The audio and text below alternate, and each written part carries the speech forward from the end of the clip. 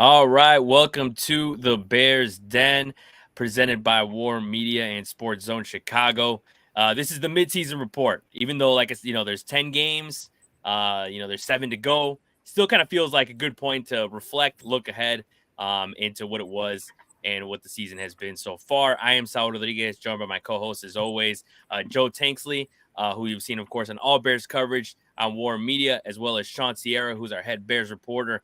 He as well co-hosts the Shawn and Maya show on Sports Zone Chicago. How's everybody feeling? How you feeling, Joe?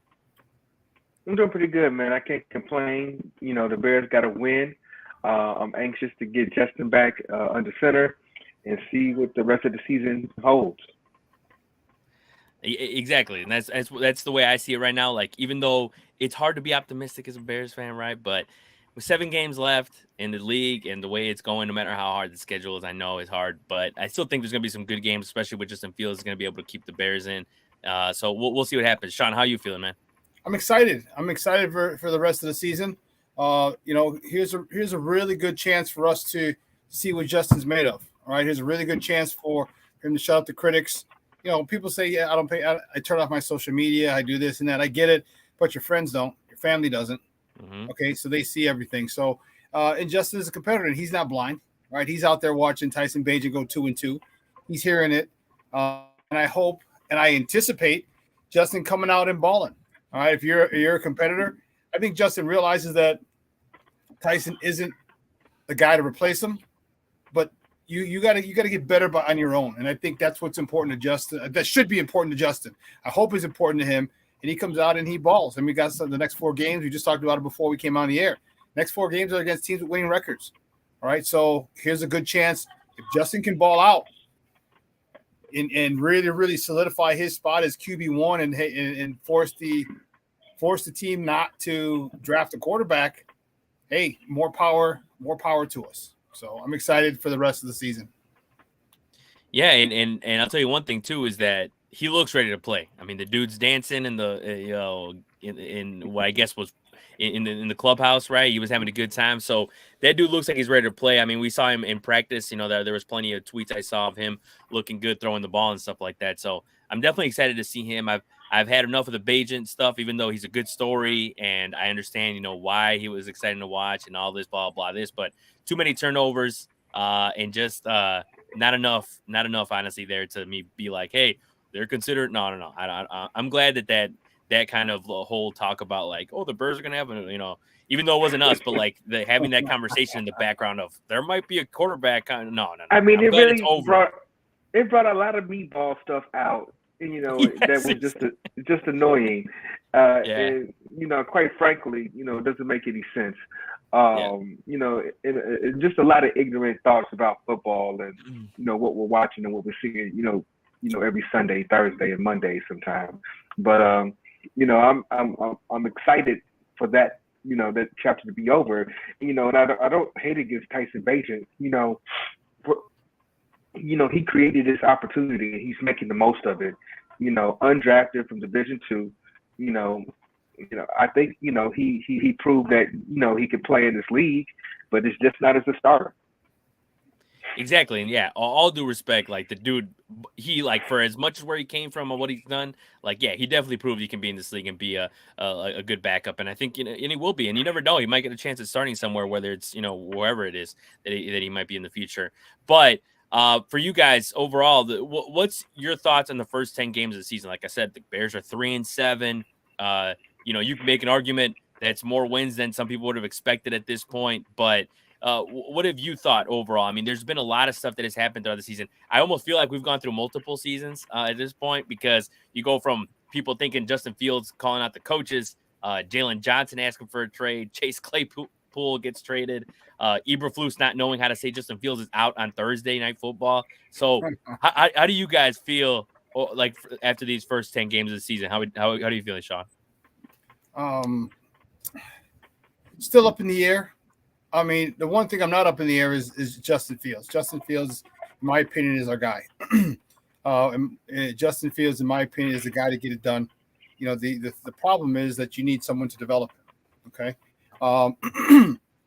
We've had injuries. Tevin Jenkins started off the season when he missed the first 4 games of the year, okay, that's a huge, huge void. All right, he came back. You saw what he was doing. All right, the inability to, or the not inability, the refusal to play to Justin's strengths by Luke Getsy is, I mean, that stands paramount. I mean, that stands first and foremost, to the forefront. Like, why would he do that? Guys on defense were hurt. We were just, we didn't have Montez Sweat yet. I mean, there's a whole bunch of incompletions. All right, as far as people off with injury. So, Justin, he's had a tough time. And again, I'm never gonna absolve him for his mistakes. He's got to play better. He's got to do things on his own. He's got to work on his game himself. But you also need coaches, all right? And so I think now that they saw the last couple of games before he got hurt, the last game, with the game he got hurt, he was having a bad game. But the prior 2 games, 600 yards, 8 touchdown passes, okay, that shows you what he can do. So I'm excited to see what's going on. How the rest of the season plays out, because now everyone's healthy. All right, now the defense is back healthy. Okay, for all intents and purposes. I know we're missing Tremaine Edmonds, but hell, Jack Sanborn's tackling. He's a tackling fool, so he's more than able to fill in for Edmonds. Now we're going to see, is Luke Getsy going to call the same game plan? Is he going to run the ball 25, 30 times for Justin? Because if he runs the ball 30 plus times for Justin, we're going to win in a blowout. There's no ifs, ands, or buts about it, because Justin Fields is going to hurt people. Well, in the second and third level, all right, Justin Fields is going to hurt people with his legs. We just have to hope that Luke Getsy continues to call the plays like he did when in Justin's prior 2 games, where he averaged 300 yards and 4 tutties. So I'm really, really anxious to see how it plays out starting Sunday. Yeah, and you can make an argument that even obviously he looks good. The thumb probably is feeling fine, but you can make an argument there's more of a reasons to run a little bit more, just so to cause less strain on the thumb or whatever. But we'll see how they do it. I really hope they do. They have more runs for Justin Fields, because we know how exciting that is. And I agree, man. You put that out there. Some teams cannot stop the run, let alone a quarterback like him and how fast he is. So hopefully they're able to do it. But Joe, how are you feeling after these first 10 games? Is it more of a disappointment? Is it more of like, hey, I kind of expect this type of thing? Or is it, how are you taking it in right now? You know what? I consider these first 10 games a disappointment. There was a lot of excitement built up, around the start of the year, and myself included, have the Bears winning about 9 games, and it doesn't look like that's going to happen. I think with all the ups and downs that they've had, with the HR situations, Shawn mentioned the injuries. The beginning of these first 10 games has been a disappointment, but I will say that this team has not quit. It has not quit, and they come in and you can tell that they're still playing hard. You can tell that they're still playing for each other, which is a positive. If anything, I would say, Matt Eberflus has been able to keep the team together and moving in the same direction. I think, since he's been calling the defense, the defense has looked more aggressive. They've been able to get a little bit more pressure. They've been dialing it up a little bit, which I think is a good thing. It kind of matches the attitude of those players on the defensive side. I think it flows better with him calling it the defense. Shawn mentioned Luke Getsy. Here's the thing. For all the critics that Justin, has had, it seems like, Getsy's getting a little bit, less of a portion of that. I think it's kind of unfair when you don't, build an offense or tailor a game plan, to your starting quarterback and do the things that he does well. Is ignorant, to do something like that. I think it's very hard to win in the NFL on a Sunday, and you need to do the things necessary to win a football game.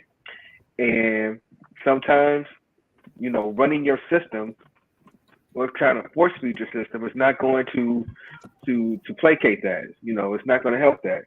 You got to do what's going to get the job done. And I think, tailoring and doing more of the things that Justin likes, we've seen how well he can play and how well he performs. A lot of people, talked about it earlier, with the Bajan story. He's 2-2. Yeah, but those games that he won, those close games, those are games that if Justin's playing using that same game plan, the Bears put up 30, 40 points. Easy. So I think, coming, down to this, these last 7 games, I'm hoping for the Bears to, kind of, use that identity, running the football. They've been, with Donta Foreman, and running along that right side, Jenkins and Wright, which is something that, they just kind of lucked up and found, and start using that.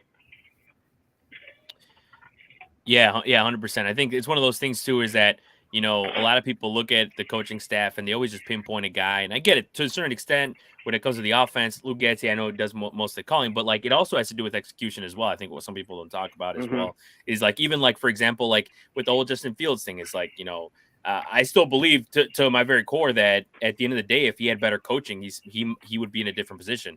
And some people are like, oh, but you're making excuses for Justin and you're making excuses for that. But it's like, you look at some of the coaching decisions, it's just so obvious. It's not just, as you say, a meatball take. Like, it's not just, you can't, like, it's not, no. I mean, the proof is in the pudding. And I think that's some of the things that have come out with the Bears. It's just, it further proves the point of, like, if they have better coaching and stuff like that. But, and we'll stay with the disappointing for just a little bit longer, just because, like, there's been so much. So to be fair, you can, do so much about that. But before we get to the good, what do you guys in your eyes have been the biggest disappointment? Because there's been plenty, like I said, plenty of disappointing things that you could talk about when it comes to the Bears, but in your eyes, whether it be an incident, whether it be a Bears player, what is something that stands out to you in a disappointing way?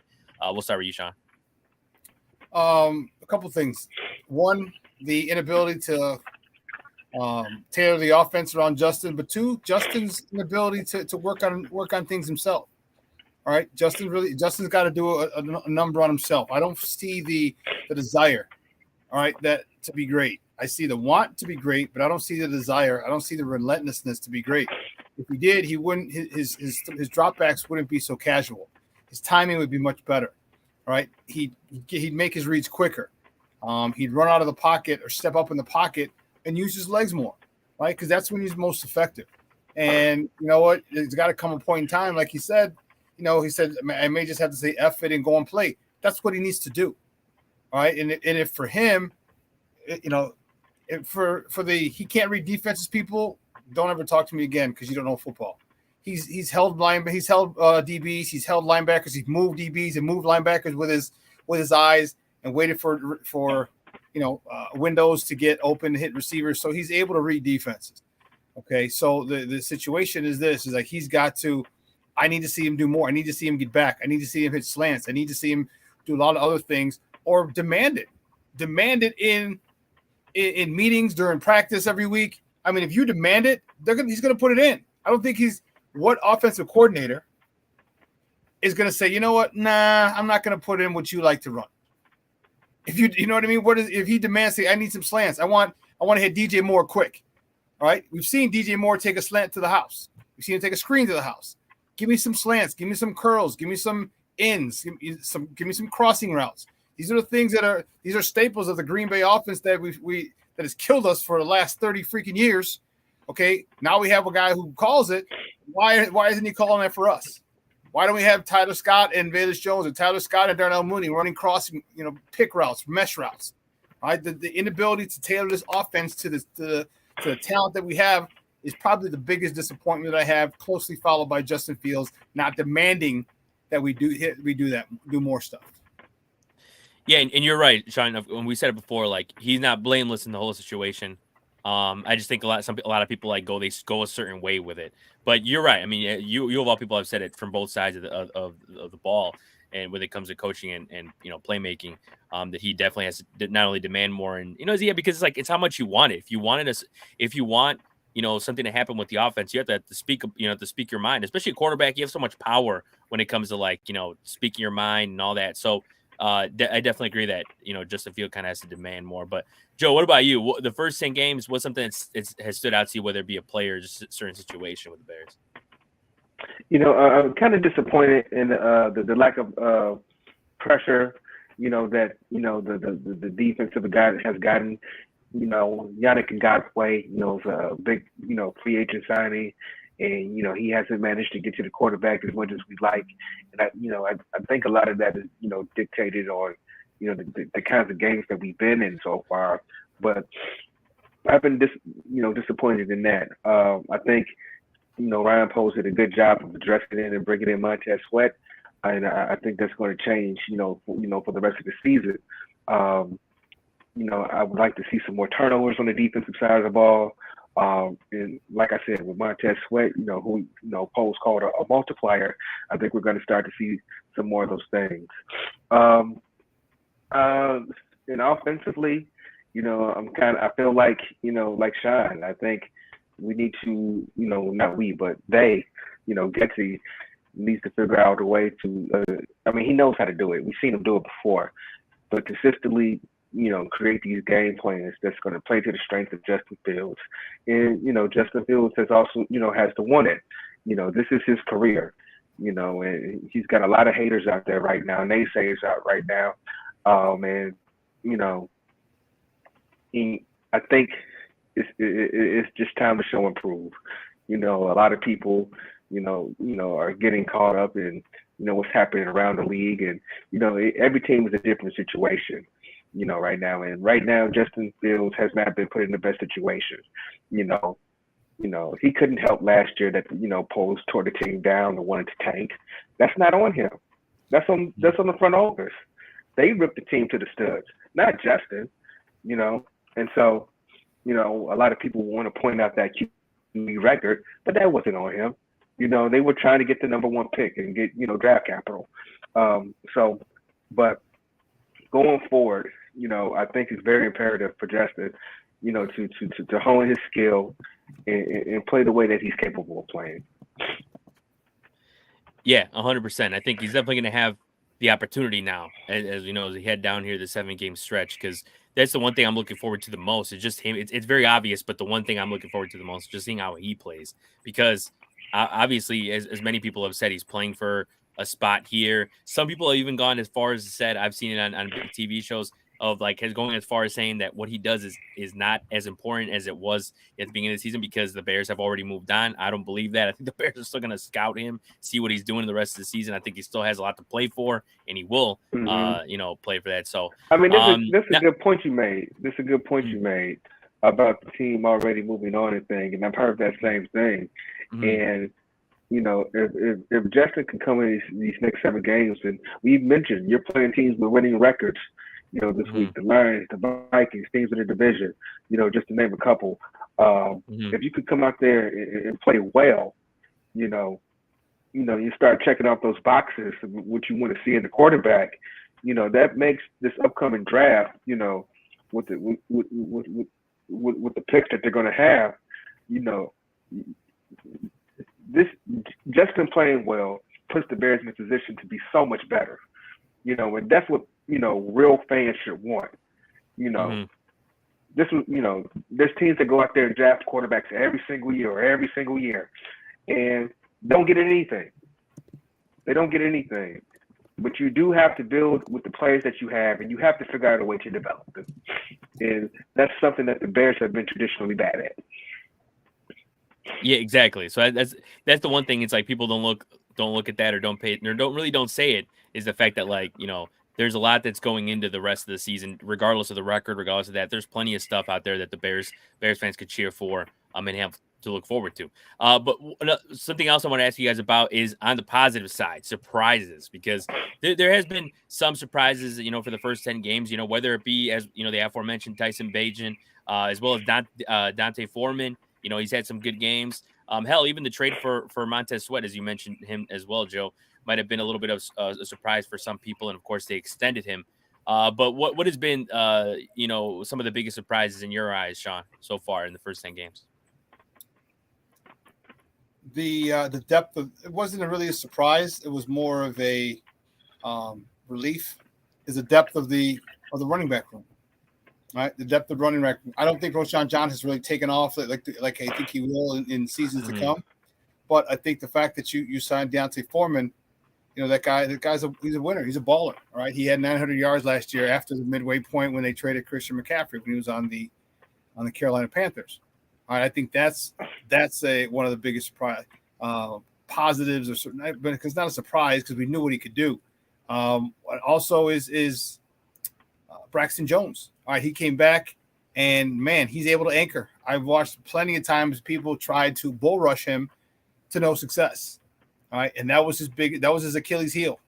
All right. He was able to dance with people. If you couldn't swim and rip and spin and do stunts, and he was nimble as a bear. All right. But when you bull rushed him, he was very susceptible to just getting pushed back into Justin Fields' back. And, that was the one thing he had to work on in the offseason was strength and being able to anchor. And he's done that. And I think that that is one of the biggest things. If he's healthy, now we have a minimum at best, and that's just at minimum an average left tackle. Tevin Jenkins will be an amazing left guard. When Nate Davis comes back, he'll be a very good right guard. We got a very good a good tackle in the making in Darnell Wright, which is kind of a little iffy on the center spot, but our offensive line is starting to come together. This is the offensive line they wanted week one, but we couldn't have it because of the cap injury to Tevin. But now they're getting back. And I think that's what's going to be a big relief for the running backs and a big relief for Justin Fields. That line getting continuity and finally being able to play together the offensive line that they had envisioned to start the season. Exactly. Yeah. And Joe, what about you? What has been something that stood out to you in a positive way in the first, as there's a lot of stuff that, that Shawn mentioned that makes a lot of sense, especially with the depth. That's one thing too that, that I was pleasantly surprised with was the depth and the, guy like Deontay Foreman who, was like, hey, next man up mentality by definition goes up there and, he's has been having a solid few games. So what have you thought so far from the first 10? With the first 10 games, some positives. I definitely, it was a great thing that Tevin Jenkins came back, and you're starting to see, that he's probably, if not, he's arguably the best offensive lineman that we have on the team. In there, he plays with a nastiness that kind of goes through the whole offensive line. We mentioned, Dante Foreman a couple of times already, but when he gets the ball, he runs angry, he runs hard. And he's been what the Bears needed, especially with Justin out, and with Justin coming back, to kind of have them paired together, I think they can do some be a little bit more explosive, some other positives. I really like the play of Kyler Gordon. He's just been popping out, lately, he was out with a hurt hand earlier in the year, but since he's been back, he's consistently making plays. He's consistently shutting down the slot. He's just been really, really solid. Jack Sanborn, man, he's always around the ball. He plays with instincts. You can tell that he's doing his homework and watching film because he just has a knack for being in the right spot. Jack Sanborn's really popped to me. Let's see. Who else? For the most part, that's pretty much it. I think Cole Kmet too, is somebody that's been coming on really, really strong lately. And I think, going forward, coming into the next 7 games, along with building that plan, around Justin Fields, I think Cole Kmet needs to be a bigger part of that as well. Oh, yeah. And I think, it was one of those things that while Fields was out, we saw a little bit more of an uptick in how he played and, obviously the ball, targets and all that. But, and some may think, hey, that Fields come back, that might go down. But no, I mean, we've seen plenty of times where Fields connected with Kmet and have had big games. So, and I think it just goes to show how valuable a guy like Kmet is to an offense and as a weapon and all that. So hopefully that is something that they, Fields is starting to implement in the offense overall, just start to implement a lot more than, when Fields, before Fields got hurt. So now looking ahead, we'll look ahead to the rest of the 7 games that we have here. I mean, I guess this will be an opportunity for our inner optimist or inner pessimist, whatever, for the rest of the season, right? To look ahead.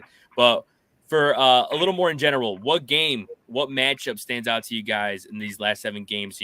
Shawn mentioned the next 4 games are against teams with winning records. Those are going to be, those are going to be good games regardless. I think as long as the Bears stay in that, I mean, the Lions, of course, are a team that's basically one of those teams that you can call a lock for the postseason. You also have, a Joshua Dobbs who's doing work with the Vikings. I mean, we're going to see him as well. What game or what matchup in particular do you guys see as a hot one for the rest of the season? We'll start with you, Shawn. Cleveland. Detroit's going to be good because you got the Dave Montgomery factor, that angle. Minnesota, again, they're division rival, but Cleveland got that defense. Cleveland's got one heck of a defense. Miles Sanders is a monster, and they got a top-notch defense. And I want to see how this team, can we run the ball against them? All right, if we can establish a run against them, that opens up everything. That's gonna really give me a good litmus test for this team. And luckily, it's the last game of that 4, because I think it's Detroit, Minnesota, Detroit, and then Cleveland. So I think it's you have 3 good games, both against division rivals. But to me, I really want to see that Cleveland game, and I can be a lot more excited or a lot more cautious going into that Cleveland game after these 3 games against the 2 against Detroit and 1 against Minnesota. How they do it in those 3 games is gonna basically temper my excitement or enthusiasm. All right, with them going into the game against Cleveland, because that's at Cleveland too, if I'm not mistaken. Let me check. I'm on it right now. Yeah, it's at Cleveland. Yeah, correct. Yeah. So yeah. So defense and running game that travels. So if you got a good running game, and your running game is clicking on all cylinders, and you got to go on the road. You got to take that defense. You got to take that running game and take that to Cleveland and really pound those guys into submission. Yeah, I mean, in Cleveland, I mean, as you said, I mean, that's a team that's definitely, in the playoff hunt in that ridiculous AFC North where, it's just musical chairs. Like even the Bengals are last and they're 5-4. So yeah, it's a crazy division. So that'll be the one to look for. What about you, Joe? What's one game that you're looking forward to in these last 7 games? You know what? The Cleveland game is a good one, but for me, it's Detroit. I feel like I don't know what it is about Detroit, but it always brings out the worst of me. It brings out the worst of the team as far as discipline. That team has a way of just a lot of people want to say that the Bears and the Packers, that's the rivalry. I think at the bottom of the division, though, it's really, Green Bay, or Detroit and Chicago, because Detroit was in a place where they were trying to jump over Chicago or jump over Minnesota, and now they have, what I'm saying? And those Detroit fans have been insufferable, and I think, it's the Detroit game. Yeah, I mean, and it's cool just the fact that, like, going into these last 7 games, you get a couple of matchups like that against the Lions because of not only that, as you're talking about the rivalry, but also just the fact that they're in the playoff hunt, and you never know. Bears come out either with a surprising win or something out of one of those games. They might throw off the Lions. I don't know, but that's the one thing. I mean, that's the goal. Obviously, unlikely, but that's the goal regardless. And I think another matchup I was looking forward to is kind of the Cardinals one. The only reason why is just because they're kind of seem rejuvenated now with Kyler Murray. They got the win this week, and just to kind of see that kind of dynamic between with Fields and Kyler Murray, see what those guys cause if they're running around causing havoc. So that's the one I'm looking forward to. So at least even those 2 losing teams, at least an entertaining one. For the rest of the season as well, what's one Bear, or I guess which Bear do you think will step up? But also maybe to spin the question a different way is which Bear do you think has to step up? Obviously, the easy one has been Fields because we mentioned him already. But is there anybody? Right. Is there anybody in particular that you have? Do you have somebody in mind, Joe? I'm gonna go with Montez Sweat. I think Montez Sweat is with these 10 days off, getting real comfortable with the system. And getting into with his defensive line coach and the scheme. I think, these next 7 games, I think he's going to start to pop out. We saw a little bit of it against the Panthers. We saw how diminutive, I'm going to use that word, diminutive, Bryce Young looked with Montez Sweat shoving him and he's flying 5 yards down the field. But I think it's time for Montez Sweat to get home when they deal with these pressures, and start making some hay. And I think it's going to start happening, you know, coming up on Sunday. Yeah, I think that's a good guy. I mean, that's one of those guys that I feel like is going to make a real impact. I think that I was pleasantly surprised with that one. I know a lot of people were saying like, what's the point of signing a guy like this when you could have re-signed either Jalen or you could have re-signed Roquan.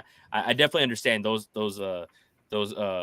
conversations, but he's still a good player, and I'm excited to see what he does not only this year but in the next couple of years. But Shawn, who's somebody you think has to step up, or who do you think will step up in this final act of the season?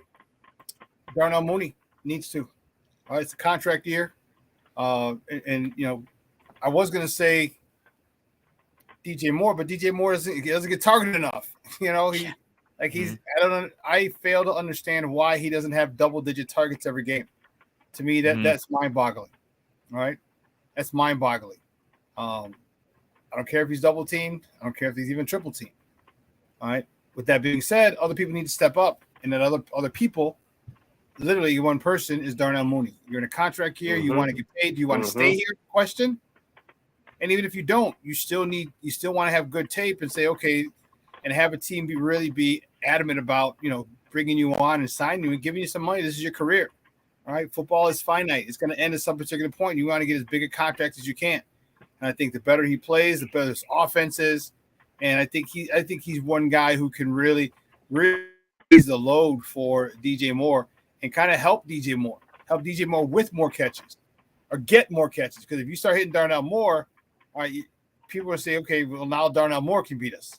I mean, Darnell Mooney. Now Darnell Mooney can beat us because he had 6 catches for 125 and a tutty or 2 tutties.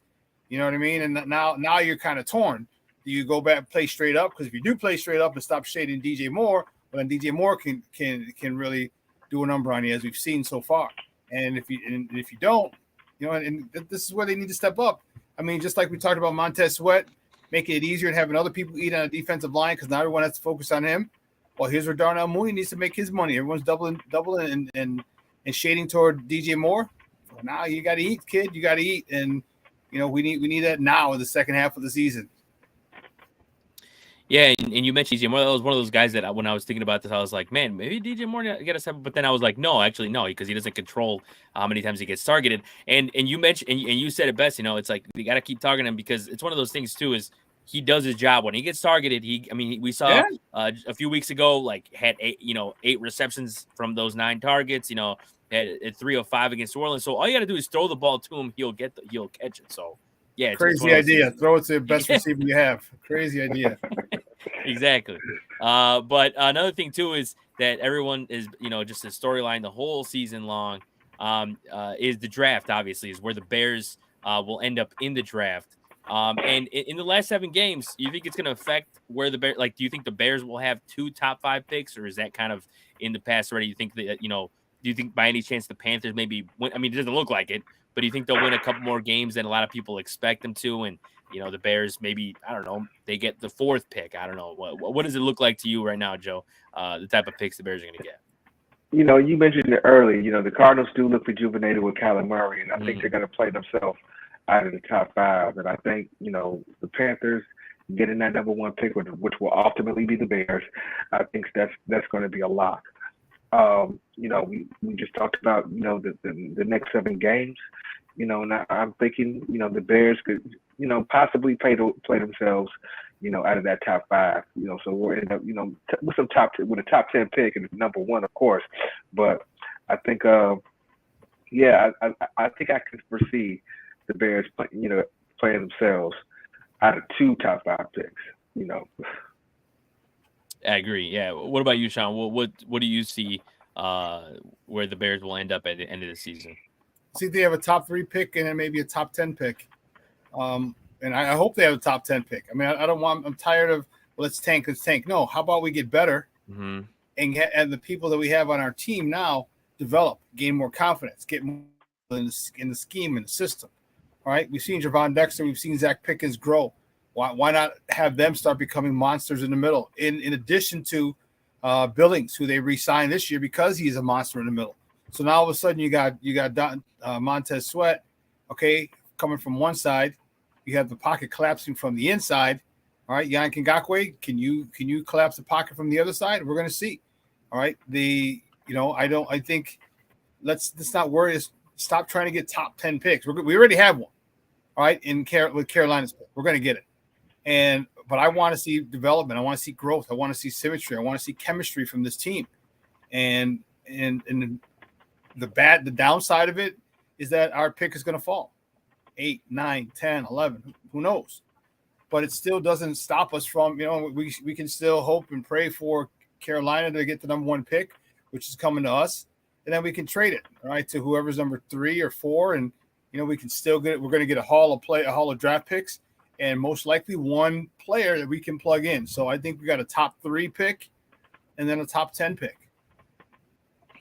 Yeah, and I think you made a good point, and just how people say, we want to get 2 of the top 5, all blah, but at the same time, what would make you feel a whole lot better is Justin Fields playing his ass off and showing he's the QB1 and winning a couple games, and for looking forward to next season. Like that for me means a lot more than having 2 top 5 picks, just because you don't have to worry about who we're getting or which quarterback are we getting, like all that. You feel a lot more free that way. And also either way, as you said, the Panthers one is pretty much set of, we're going to get that top 10. So it's like even top 5, also, you can don't you want to stop the losing? You know what I mean? Exactly, don't you want to stop the losing? Don't you want to, everyone's like, let's do that. But to do that, you got to lose. Mm-hmm. To do that, you have to lose. And you know what? I don't know about you, but I want to win. I want to turn this culture, get the feeling. I want to get that stink out of the facility of the Bears being losers. I want them to start winning. All right. We had seven 1-score games last year. All right. All of it wasn't on Justin. All right. Now it's time for us to start winning some of those 1-score games. And give me, because again, I do believe we're going to get a top 2 or 3 pick with Carolina. So we're going to trade that, get a haul and a player to add to the players who are already buying in and getting comfortable in the system. It's a win. We talked about teams having to learn how to win. Well, you can't. So we're going to wait till next year to learn how to win. And that's what people want. Mm-hmm. People want us. Let's keep losing. No, stop being the loser mentality is bullshit. You got to make sure that you start winning. You got to make sure that you're comfortable winning. You got to make sure that you know how to win. And once you know how to win, it becomes contagious. And that's the attitude you want. You want to get out of this losing funk. You want to get out of this losing mentality. You want to get out of this losing culture. You want to start winning. And if we got 7 games left. If you go 4-3, 5-2, that's a nice way to end the season. And then all of a sudden you're at 8 wins. Like, oh man, when it looks so bleak and dreary, you're all of a sudden at 8 wins. God forbid you win more, then you're at 9 wins. So there's a lot at stake here for the Bears. And especially, if Justin Fields can take these guys to 4 or 5 wins, 4-3, I'm happy with in the final 7 games. But if he gets us to 5-2, and now we have 8 wins, there's no way on God's green earth you trade this dude. No way on God's green earth. Yeah, and I think also people underestimate the type of the momentum that you can add to next season. By how you finish, the last season. So I think Detroit. Exactly. Mm-hmm. Look how they played. They play, so they ended on a winning streak. So that's the thing. It's like I think people underestimate that because of the fact that they want, that extra lottery ticket and they want that draft pick. And I just don't see how that for me is not worth it. I'd rather see Fields ball out and give us some more of a reason to change the shape of that draft. One last thing I want to ask you guys before we wrap things up is from the head coaching position. Do you think is that one of those things where does Eberflus, you still think, what's his status the rest of the season? Is it one of those things where at this point you're going to ride him out? Is he playing is there any chance of him even playing for his job anymore? Or how do you see, what do you think, Joe? You know what? I can't foresee a scenario where Eberflus comes back, especially if they manage to, get 8 wins on the season. I think he's done a great job of turning the defense around since he started calling it. I do kind of foresee, Luke Getsy being a sacrificial lamb, though.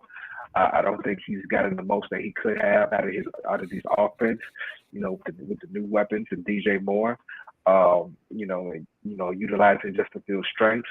I just don't see him being a good developer of talent, and being able to put a game plan together consistently that wins and takes advantage of other teams' weaknesses. He has not been able to prove that he can do that on a consistent basis, and even making adjustments in game. He tends to overcorrect, and he hasn't been able to fix that. So I do think, I can see a scenario where Eberflus stays and Gessie gets fired. Yeah, that does seem like something that the Bears would do, is like kind of do make a subtle move and more like, even though a lot of people expect the other way of like getting rid of the big guy. But for you, Shawn, what's one thing that you see with Eberflus for the rest of this season? Is it more of like you're watching out for his job status, or is it more of like the future? Do you think he's going to be here next season or not? I'm looking at what's happening in Michigan. All right. Right. Harbaugh gone. Eberflus is gone. I think they're going to go get him. And if Eberflus isn't gone, if he's not gone, Joe, I agree with you. Guess he's going to be the sacrificial lamb. But then again, the most important thing, because I do like the way the defense is playing. They've jumped from 31st, 32nd in run defense to 3rd. They're like 8th overall in total defense. All right, this defense has gotten so much better. So if you do decide to keep him, okay, no problem. But then you better go get me a Greg Roman, all right, to run this offense as your offensive coordinator. All right. But I truly think we got to see what happens in Michigan. If he's out, Jimmy, come home. All right, you're a Chicago Bear. All right, and then here's my dream scenario. Peep this. Here's my dream scenario. Jim Harbaugh gets fired or leaves or mutually departs Michigan. He comes home to the lakefront. He reaches out to Chico because he's probably going to be gone in Washington and said, hey, do you want to be a defensive coordinator again here in Chicago? He may have a little bad taste in his mouth from when he was here with Lovey. All right. If not, you got Jim Harbaugh and Ron Rivera leading this team back to prominence. And if Ron Rivera doesn't feel like taking a second dance with the Bears, no problem. Leslie Frazier's still out there as well. So that's another guy who's been a defensive coordinator, been a head coach. So you now, again, still 2 Bears bringing this franchise back to prominence. That's my dream scenario. And I have nothing personal against Eberflus. I think he seems like a great guy, but I don't think he's the guy to coach this, to lead this team. Give me a guy who can but with that comes the question, does he want his own quarterback? All right. Or does he say, hey, I know what Justin Fields is. Hell, I've coached against him 2 years in a row at Ohio State, and he beat my ass. So I want this guy. I have a quarterback. I've worked with a quarterback in Colin Kaepernick with a similar skill set. So I know how to maximize his potential, and it won't take long. And we are going to run and with Jim Harbaugh, God bless it well, you're running that ball 30 plus times a game. That is a given. And it's going to be out of all kinds of funky formations. All right. You're going to be in you have offensive linemen reporting it's eligible, blocking, things that are just going to excite this Chicago fan base. And when you start pounding the ball, it's going to make things so much easier for Justin to hit the Cole Kmet, to hit the slant with DJ Moore, to hit the curl with Darnell Mooney, to hit the corner out with Tyler Scott. That's what I see. So I got everybody keep an eye on Michigan, see what happens there, because as soon as Jim Harbaugh's gone, I say the Bears jump on him and say, and you know what? Sorry, Eberflus, you're going to have to be Rick Renteria or David Ross, all right? It's going to happen. And then just tell Jimmy, hey, bring it. Go get Chico. Go get Leslie Frazier. And let's get it on. Let's get back to the winning ways. Yeah, you're right. And I think, the writing's been on the wall with that. I think people that's been brewing for a couple of years now of Harbaugh this, Harbaugh that, which I'm down for, to be fair. That would be, yeah. I would want to see what happens there. And I think that'd be a good move for sure. But regardless, I think there's plenty of stuff to look forward to, even though the season as of right now doesn't look great. There's plenty of stuff, whether it be individually, player-wise. And hopefully they do go on a run, like Shawn says. You never know. Like I always say in this league, you never know. So that's one thing I'm looking forward to, is seeing how Justin Fields plays and all that. But I think that's a good place to wrap things up for this edition of the Bears Den. This was a mid-season report. I want to thank Shawn Tierra as well as Joe Inksley for joining me. Follow Everything War Media and Sports Zone Chicago on all social media platforms. as well as all our other shows, as well as all of Sports Zone Chicago shows. For Saul Rodriguez, I want to thank everyone for watching the Bears Den, and we'll see everybody next week.